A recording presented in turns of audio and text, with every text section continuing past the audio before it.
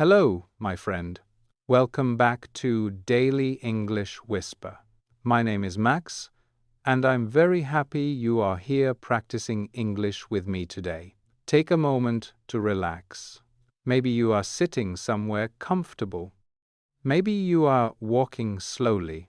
Maybe you are listening while doing something simple during your day. Wherever you are, this is a perfect moment to practice slow English listening and speaking. Today's episode is called Describe Places in English Everyday Fluency Practice. And in this episode, we will practice something extremely useful for real conversations. We will practice describing places. Many English learners know vocabulary. They know words like street, room, park, or building. But sometimes it still feels difficult to describe a place naturally. Maybe you want to explain where you are. Maybe you want to describe a cafe you visited. Maybe you want to talk about a quiet street, a busy market, or a small park near your home. And suddenly your brain asks, how do I describe this place in English?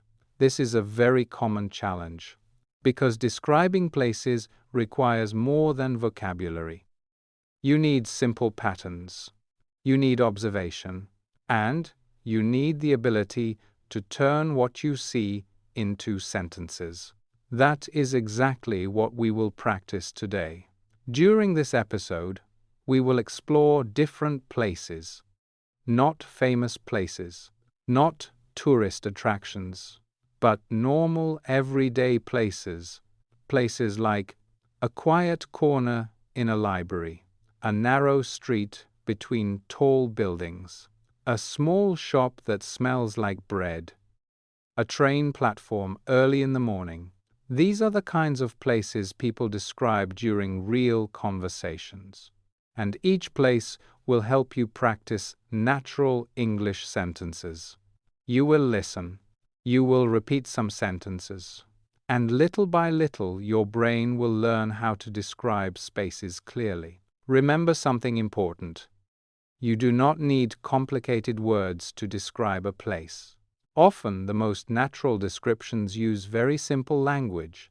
Words like quiet, bright, crowded, empty, warm, cold, narrow, wide. When these words combine with small observations, they create powerful descriptions. So during this practice, I invite you to imagine the places we describe. Picture them in your mind. Imagine the sounds. Imagine the light. Imagine the atmosphere. Because when you imagine a place, your brain remembers the language more easily. Today we begin with one powerful idea. If you can describe places clearly, your English becomes more alive. So take a slow breath. Relax your mind, and let's begin exploring how to describe the world around you in English. Now, let me ask you a simple question. When you arrive in a new place, what is the first thing you notice? Maybe you notice the light. Maybe you notice the sounds. Maybe you notice how crowded or quiet the place feels. Describing places in English usually begins with observation. You look around. You notice small details, and then you describe those details with simple sentences. Today we will practice describing places slowly and clearly. You will listen first. Then you will repeat the sentence. This method is called shadowing. Shadowing helps your brain learn the rhythm of English. You hear the sentence. You repeat the sentence. And your brain begins to remember the structure naturally. Let's begin with a simple place. Imagine you enter a small library corner. There are tall shelves with books. The air feels quiet. You can hear the sound of pages turning. Listen carefully. This corner of the library feels very quiet. Now repeat after me. This corner of the library feels very quiet. Very good. Now let's add another observation. Maybe the light from a window is falling on the table. Listen. The light from the window makes the room bright. Now repeat after me. The light from the window makes the room bright. Excellent. Now imagine another small detail. There is a wooden table. The table looks old but strong. Listen carefully. The table looks old but comfortable. Now repeat after me. The table looks old but comfortable. Very nice. Now let's imagine a different place. Picture a narrow street between tall buildings. The buildings are very close together. The street feels slightly shaded. Listen carefully. This street is narrow and surrounded by tall buildings. Now repeat after me. This street is narrow and surrounded by tall buildings. Good. Now imagine another detail. Maybe the wind moves between the buildings. Listen. The wind moves slowly through the street. Now repeat after me. The wind moves slowly through the street. Very good. Notice something important about these sentences. They are not complicated. They are simple observations. But simple observations are the foundation of good descriptions. Now let's finish this section with a short, shadowing sentence. Listen carefully. Good descriptions begin with careful observation. Now repeat after me. Good descriptions begin with careful observation. Excellent. When you practice describing places like this, you train your brain to notice details. And those small details help your English sound clearer, more natural, and more expressive. Now let's talk about the main question behind today's episode.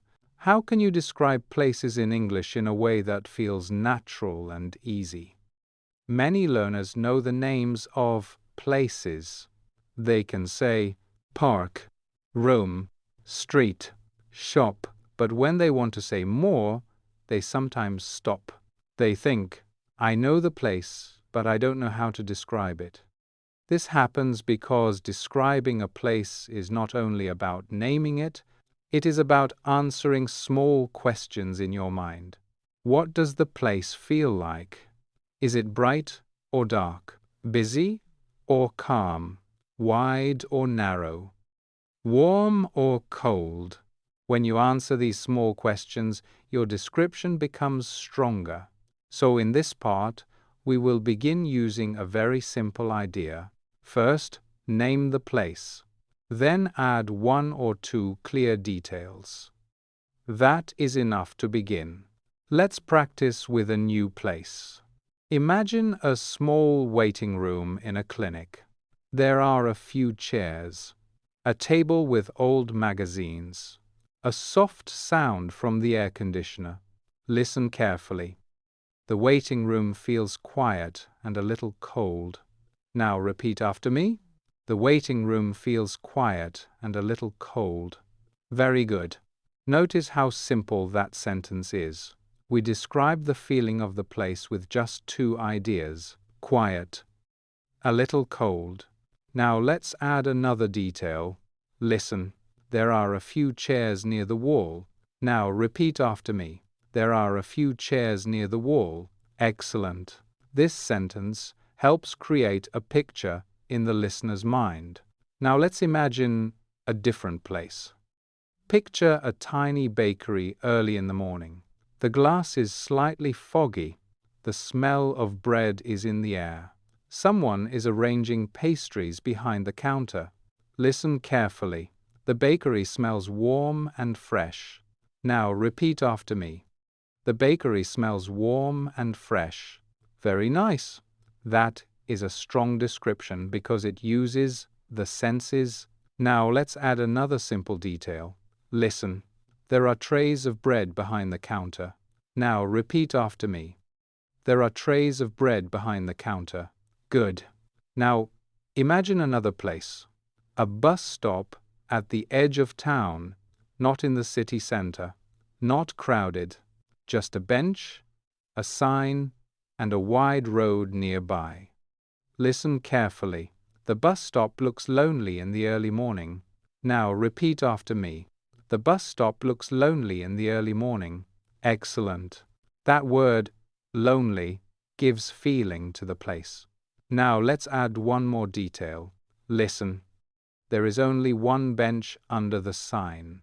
Now repeat after me. There is only one bench under the sign. Very good. These examples show something important. Good descriptions do not need long explanations. You only need to choose the right small details. The feeling, the space, the objects, the atmosphere. Let's finish this section with one short shadowing line. Listen carefully. A place becomes clear when I describe its feeling and details. Now repeat after me. A place becomes clear when I describe its feeling and details. Excellent. So remember this simple idea. Name the place. Add one or two clear details, and your English description will already sound much more natural. Now let's continue practicing how to describe places. In this part, we will focus on a quiet outdoor place. Outdoor places are very common in conversations. People often describe parks, streets, corners, or small open areas they visit during the day. Let's imagine a place together. Picture a small park hidden between two buildings. It is not a famous park. Most people walk past it without noticing. But if you step inside, the atmosphere changes. Listen carefully. This small park feels peaceful. Now repeat after me. This small park feels peaceful. Very good. The word peaceful helps describe the atmosphere. Now let's add another observation. Imagine there are only a few trees, and the trees create soft shade. Listen, there are a few trees that create shade. Now repeat after me. There are a few trees that create shade. Excellent. Now imagine another detail. Maybe there is a narrow path through the grass. Listen carefully. A narrow path crosses the park. Now repeat after me. A narrow path crosses the park. Very nice. Now let's add another simple observation. Maybe there is an old bench near one of the trees. Listen, there is an old bench under the tree. Now repeat after me. There is an old bench under the tree. Good. Details like benches, paths, and trees help listeners imagine the place clearly. Now imagine another moment. Someone sits on the bench reading a book. The park remains very quiet. Listen carefully. The park stays quiet during the afternoon. Now repeat after me. The park stays quiet during the afternoon. Very good. Notice how these sentences slowly build a picture. One sentence describes the atmosphere. Another describes objects. Another describes movement or activity. Together they create a clear image. Now let's imagine another outdoor place. Picture a small street behind a busy market. The market in front is loud, but this street feels very different. Listen carefully. This street feels calmer than the market. Now repeat after me. This street feels calmer than the market. Nice. Now imagine another detail. Maybe there are delivery boxes near a door. Listen. Several boxes are stacked near the wall. Now repeat after me. Several boxes are stacked near the wall. Excellent. Small objects often help make a description more vivid. Now let's finish this section with a short, shadowing sentence. Listen carefully. Places become clear when we describe their atmosphere and details. Now repeat after me. Places become clear when we describe their atmosphere and details. Excellent. As you practice describing places like this, your brain becomes better at noticing the world around you, and every place you visit becomes a chance to practice real English. Now, let's continue practicing with another kind of place. This time, we will describe an indoor place that people visit during the day. Indoor places are very common in conversations. People often describe cafes, waiting rooms, small shops, or quiet corners where they spend time. Let's imagine a place together. Picture a small cafe on a quiet street. It is not crowded. Only a few people are inside. The atmosphere feels warm and relaxed. Listen carefully. This cafe feels warm and calm. Now repeat after me. This cafe feels warm and calm. Very good. That sentence describes the atmosphere of the place. Now let's add another detail. Maybe there are large windows that let sunlight enter the room. Listen. Large windows bring light into the cafe. Now repeat after me. Large windows bring light into the cafe. Excellent. Light is a very common detail when describing places. Now imagine another observation. There are only a few tables, and they are made of wood. Listen carefully. There are small wooden tables near the windows. Now repeat after me. There are small wooden tables near the windows. Very nice. Objects inside a place help create a clear picture. Now imagine another small detail. Someone is slowly preparing coffee behind the counter. Listen. A person is preparing coffee behind the counter. Now repeat after me. A person is preparing coffee behind the counter. Good. Adding small actions makes the place feel more alive. Now imagine another moment. Maybe soft music is playing in the background. Listen carefully. Soft music plays quietly in the background. Now repeat after me. Soft music plays quietly in the background. Very good. Sound is another powerful element in descriptions. Now let's imagine a slightly different indoor place. Picture a small hallway in an old building. The walls are light-colored. The floor is made of stone. The space feels narrow. Listen carefully. This hallway feels narrow and quiet. Now repeat after me. This hallway feels narrow and quiet. Excellent. Now imagine another detail. There are several doors along the wall. Listen. There are many doors along the hallway. Now repeat after me. There are many doors along the hallway. Very good. Descriptions often include simple objects like doors, windows, tables, or lights. These objects help the listener imagine the place. Now, let's finish this section with one short shadowing sentence. Listen carefully. Details help people imagine a place. Now, repeat after me. Details help people imagine a place. Excellent. When you describe places with small details like light, sound, and objects, your English becomes clearer and more expressive.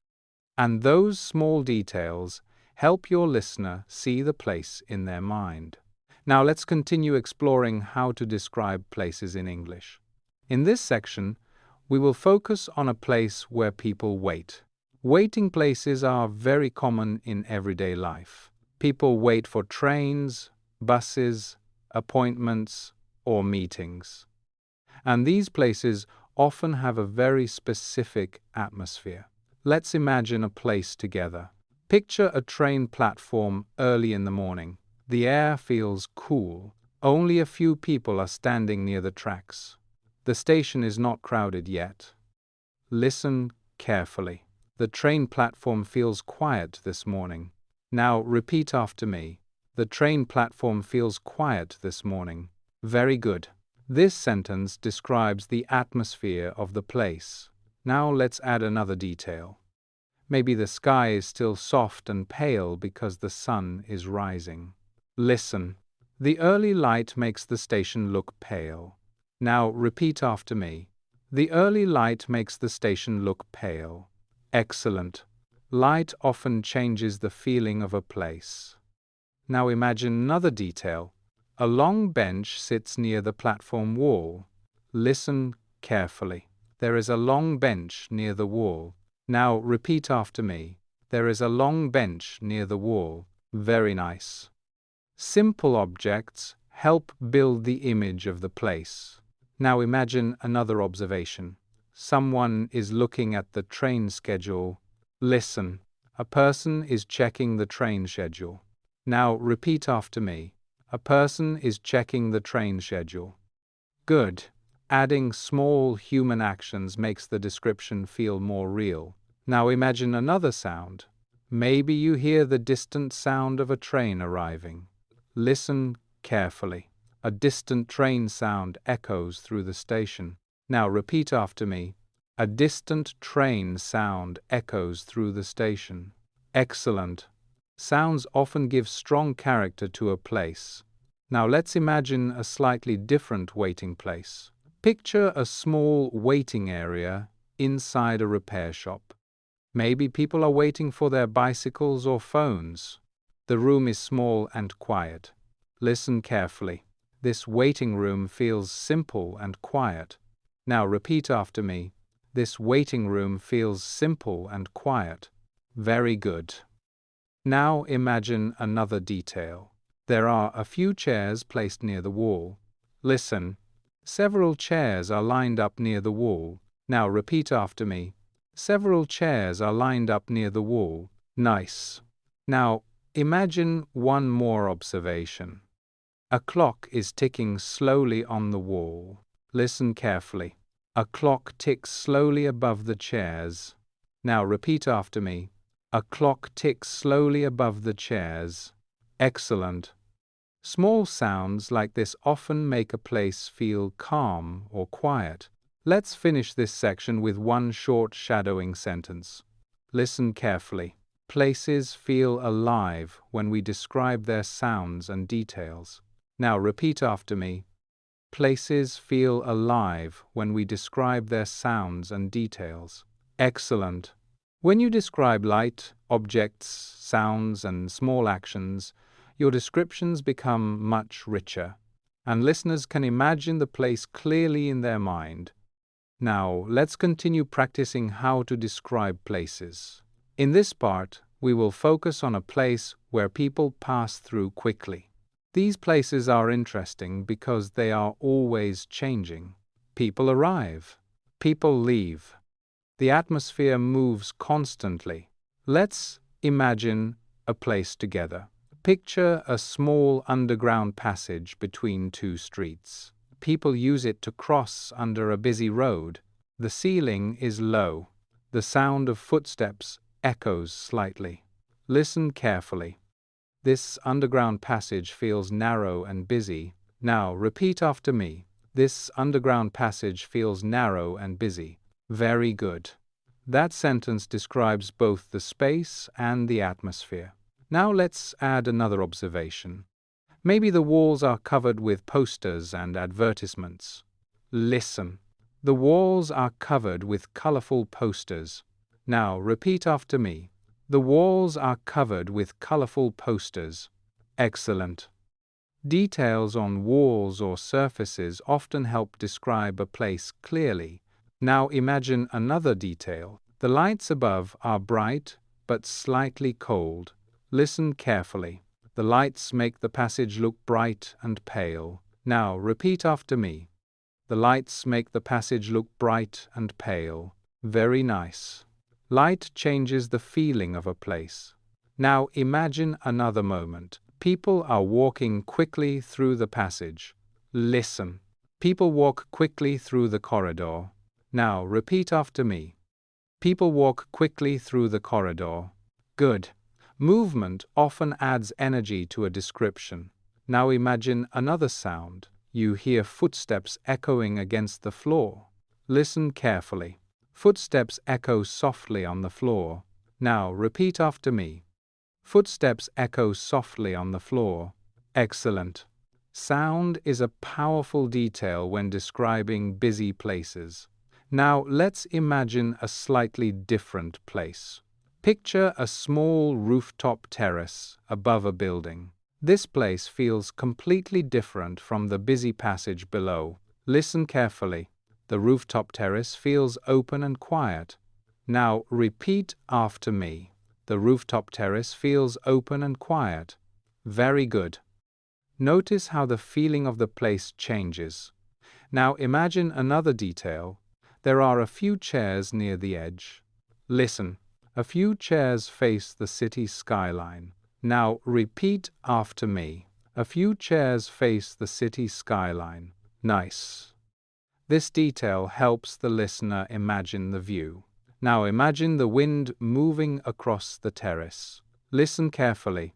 A gentle wind moves across the rooftop. Now repeat after me. A gentle wind moves across the rooftop. Excellent.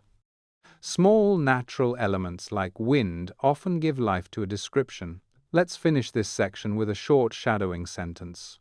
Listen carefully. Different places create different feelings. Now repeat after me. Different places create different feelings. Excellent. When you describe a place, you are not only describing objects, you are also describing the atmosphere and the feeling of being there. And those feelings make your descriptions much more vivid and natural. Now let's go a little deeper into describing places. Up to now, we have described parks, cafes, passages, and waiting areas. In this part, we will practice describing a place through small sensory details. When people describe a place in real conversations, they often talk about what they see, hear, and feel. These sensory details help the listener imagine the place clearly. Let's imagine a place together. Picture a small second-hand bookshop on a quiet street. The shop is narrow. Books fill the shelves from the floor to the ceiling. Listen carefully. This bookshop feels small but full of character. Now repeat after me. This bookshop feels small but full of character. Very good. That sentence describes the general feeling of the place. Now let's add a visual detail. Maybe the shelves are packed with books of different colors. Listen, the shelves are packed with old books.